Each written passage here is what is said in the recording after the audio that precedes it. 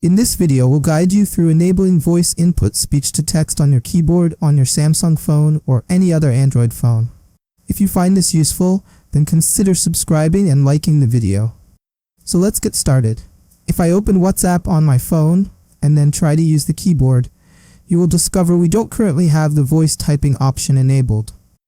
This feature is super useful, so let's go through how to get it.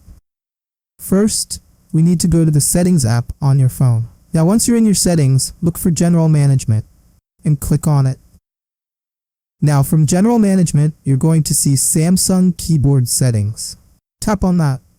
Now once you tap on that, you're going to get to this menu. Scroll down a little bit further till you see Voice Input. Now from Voice Input, as you can see here, it's currently selected to none. That's why I don't have that microphone. I can change this to either Samsung Voice Input or Google Voice Typing, whatever you like. So you can go ahead and select one. I will just go with Samsung Voice Input. Then you want to go back to General Management. Then click on Keyboard List in Default. Then you want to enable this feature that says Keyboard Button on Navigation. And we are done.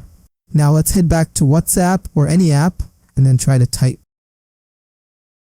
You will see we now have this microphone button down here. In some phone, it will be somewhere here at the right side here on the navigation, or in your case, you might find it among this options right here. But in my case, it's here. Now when I click on the keyboard, I will need to give WhatsApp permission to use the microphone on your first use. Now I can click on the microphone to start using it. How's it going, guys? So it works. To use it, click on it once. That's how to enable voice typing on Samsung keyboard. When you are done talking, you click on it to stop recording. Like and subscribe if the video was helpful.